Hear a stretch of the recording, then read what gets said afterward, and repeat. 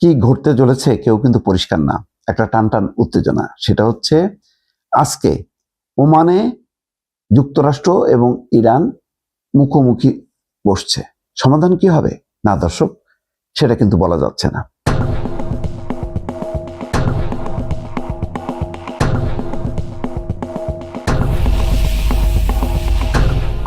গতকালকে পর্যন্ত একেবারে টানটান উত্তেজনা, এবং ট্রাম্প বারবার হুঁশিয়ার করছে যে ইরান যদি কথা না শোনে তাহলে সামরিক অভিযানের মুখোমুখি হতে হবে। ইরানও বলছে যে তারা তাদের অবস্থান ব্যাখ্যা করবে, কিন্তু তারা তাদের অবস্থান থেকে সরে যাবে না। অর্থাৎ তারা বোঝানোর চেষ্টা করবে যে ইরান কি করতে চাচ্ছে।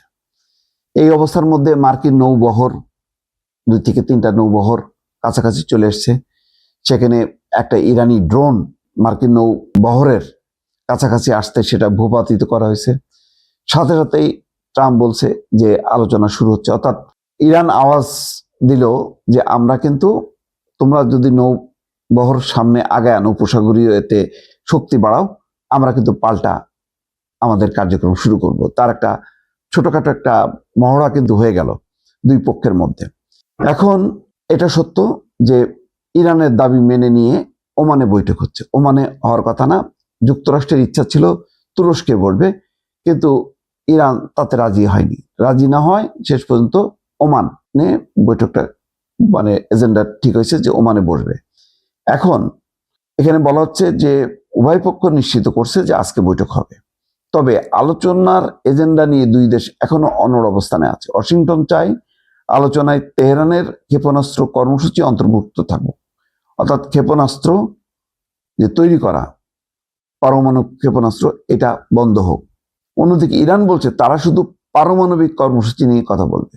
অর্থাৎ পারমাণবিক হচ্ছে তাদের দেশের উন্নয়নের জন্য, এটা ক্ষেপণাস্ত্র বা মারণাস্ত্র তৈরির জন্য না।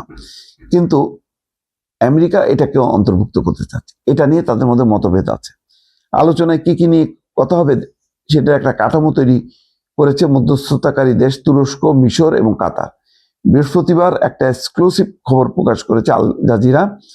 সংবাদ মাধ্যম দুটির সূত্র জানিয়েছে এই কাঠামোর আলোকে ইরানকে ইউরেনিয়াম সমৃদ্ধকরণ বহুলাংশে হ্রাস করতে হবে। এছাড়া ইরানের ব্যালিস্টিক মিসাইল ব্যবহারের ক্ষেত্রেও বিধিনিষেধ থাকবে। সঙ্গে হিজবুল্লাহ এবং হুতির মতো যেসব সশস্ত্র বাহিনী আছে তাদের সহায়তা বন্ধ করতে হবে। তার মানে ইরানকে কোণঠাসা করা, পঙ্গু করা। প্রস্তাবিত চুক্তির কাঠামোতে কি আছে? প্রস্তাবিত চুক্তির কাঠামোতে বলা আছে ইরান আগামী 3 বছর একটুও ইউরেনিয়াম সমৃদ্ধ করতে পারবে না। এই সময় শেষ হওয়ার পর তাদের 1.5% হারে ইউরেনিয়াম সমৃদ্ধকরণে অনুমতি থাকবে। বর্তমানে ইরানের কাছে উচ্চ সমৃদ্ধকৃত ইউরেনিয়াম, যার মধ্যে রয়েছে 60% সমৃদ্ধকৃত 440 কেজি ইউরেনিয়াম তৃতীয় কোনো দেশে স্থানান্তর করতে হবে। অর্থাৎ যে ইউরেনিয়াম আছে সেটা স্থানান্তর করতে হবে। এছাড়া হিজবুল্লাহ হুতিকে সহায়তা করা যাবে না। লেবাননে যে হিজবুল্লাহ আছে, হুতি আছে, তাদেরকে সহায়তা করা যাবে না। এখন এইসব দাবি মানবে কিনা, এগুলোর পাশাপাশি ইরানকে কথা দিতে হবে ইরান তাদের ব্যালিস্টিক মিসাইল ব্যবহার করবে না। তবে যুক্তরাষ্ট্র দাবি করছে ইরানকে মিসাইল উৎপাদন সীমিত এবং এগুলো আঘাত হানার সীমা কমাইতে হবে, অর্থাৎ দূরবর্তী স্থানে আঘাত আনতে পারবে না। সূত্র বলছে যুক্তরাষ্ট্র ইরানের মধ্যে আগ্রাসন বিরোধী চুক্তি নিয়েও প্রস্তাব দেওয়া হয়েছে।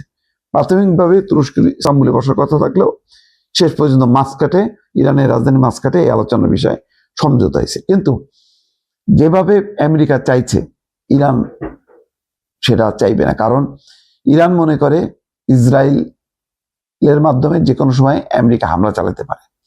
ফলে ইরান এমন অস্ত্র তাদের হাতে থাকবে যাতে সে ইসরায়েলকে মোকাবেলা করতে পারে। মধ্যপ্রাচ্যের যে কোনো স্থানে সে যাতে হামলা করতে পারে যদি সে আক্রান্ত হয়।